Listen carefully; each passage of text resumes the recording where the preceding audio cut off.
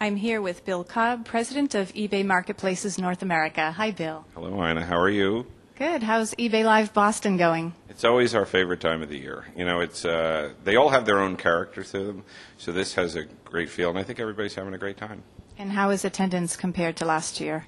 It's a little lower. I mean, you're always going to sell out Las Vegas. It's just the spirit of Las Vegas. But actually, I believe this is now approaching our second biggest convention, and this is a beautiful convention center. So I think everybody's having a great time. Great. Well, let's get to some serious questions. All right. Do you think it's fair for sellers who pay listing fees to have to compete with the Yahoo ads that are running on the site? So I've heard about that a lot. This is still in a fairly small test environment. We are looking. I mean, the reason I understand what sellers are saying.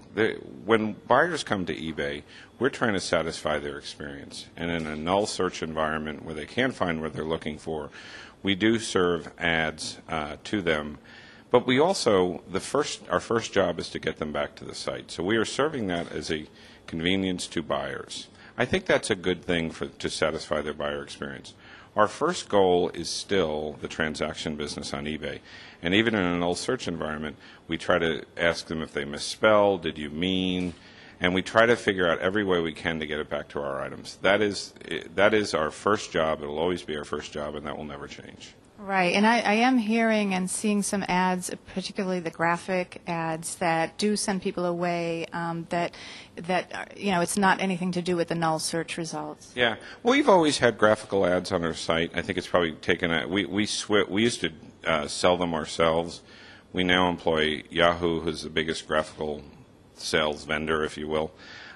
So it really isn't that much of a change from what we've done before, and we feel that over time we'll get better quality inventory in that space and better quality advertisers, and it'll make the site look better.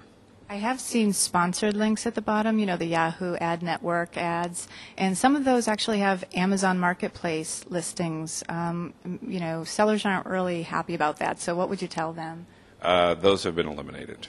Well, that's good news for sellers then. Yes. I wanted to ask you about Google. eBay sellers are telling us that page views are down since eBay pulled the Google ads in the U.S. marketplace. So what would you tell sellers? That's not what our total data shows. Now, obviously, from seller to seller, and during this test, we're obviously switching money to other search engines, which might, each search engine might do better on certain AdWords than others.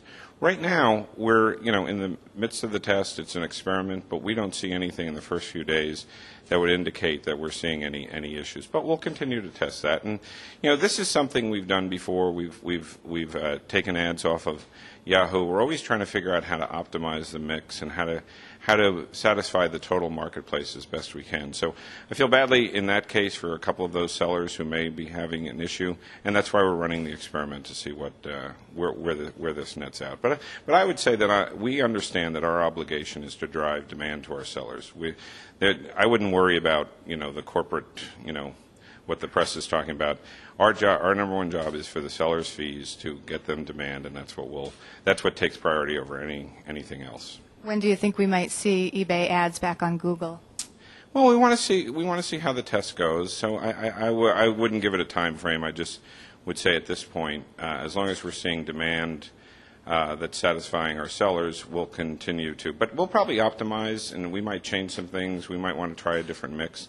So I don't think we're going to have a dramatic announcement that we'll probably put money back into Google and take it away from something else and see what the best mix is. But we are not captive to Google. I mean that's what is so odd about why the press is in such a frenzy over this. We have a lot of marketing levers. We experiment across those levers all the time. We'll switch things. In our direct marketing. We'll switch things in our offline campaigns. So this is all part of a marketing philosophy. Okay, I want to switch gears a little. eBay's rolled out a number of trust and safety initiatives over the past few months, 6 months or so. Is it accurate to say that sellers are getting caught sometimes between eBay and the scammers in this fight with new restrictions placed on their accounts? Yeah, I think it is fair. I think that we have had a couple of instances where we've made mistakes, and this is a different environment for us. We're trying to find our way through. In our zeal to protect the site and protect our sellers and our buyers from any fraudsters or whatever. You know, what's the expression? You catch dolphins in the tuna net, we need to get better at that. So we're very aware of this issue. We're working very hard on this issue, and I want sellers, when there has been a mistake made on a suspension or a restriction, to contact us immediately. You know, we upped our telephone customer support. I announced that the other day. Virtually all of our large sellers have access now to either a TSAM or to telephone customer support. You need to tell us right away. And again, we will correct this quickly. I want to ask you a difficult question. How concerned are you about glitches on the eBay marketplace and on the eBay platform? I mean, you know, Meg will tell you back to 1999 when we had the site outages. That is, you know, you talk about, we have job one on the business side. Job one on the technology side is to keep the site up and running. We are very conscious of that. We work very hard on that. We're obviously running arguably the toughest technology operation, because we don't cache any of our information. It's all real time. You have to update bidding. So it's a difficult job. We have tremendous number of men and women who are working extraordinarily hard around the clock, every day, every second. And we are, we don't like to have any. Our uptime has been amazing. We want to continue to do that, but we will work through those glitches, and that's why. But it is important for the community to tell us about those, and we'll work through those. But I think this is something we'll talk about 5 years from now.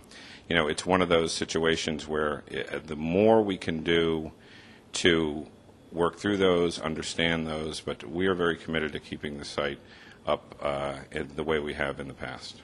So for sellers who don't have customer phone support and a glitch has impacted their sales, and they may be inquiring about a listing refund or something like that, how do they go about doing that? I mean, we still have all the traditional ways through email, through Community Watch and the like, so they can use that. Okay. There's been a lot of concern about feedback 2.0 on the part of sellers. What would you tell sellers who feel they're negatively impacted by detailed seller ratings? And what I hear from sellers is that it's not really fair for the buyers to be able to leave the feedback anonymously.